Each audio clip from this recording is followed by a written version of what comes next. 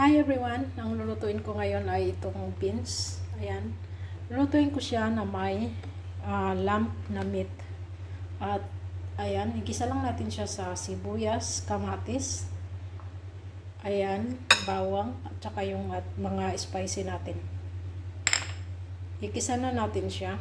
Maglagay lang tayo ng olive oil sa ating kaldero. Unahin natin pag-isang bawang.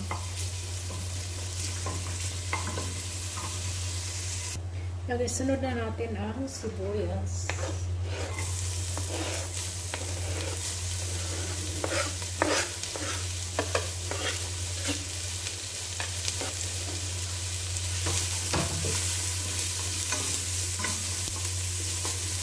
Igisa lang natin siya hanggang sa mag-brown bago sunod ko yung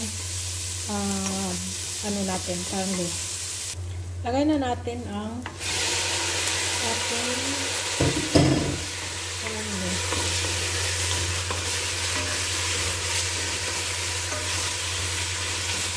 Takpan natin, kaya natin siyang lalabas yung niya.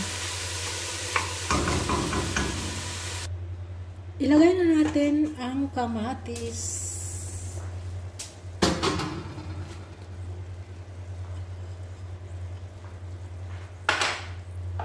At ating haluin.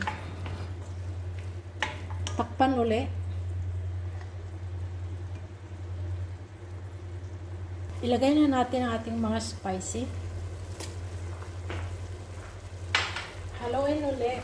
Tapos, maya-maya ilagay ko na yung beans kasi medyo matigas yun. Isabay ko na papalambot dito sa ating karne. Ilagay na natin guys ang ating beans. At lagyan natin siya ng tubig kasi medyo, at pakuluan natin siya ng mga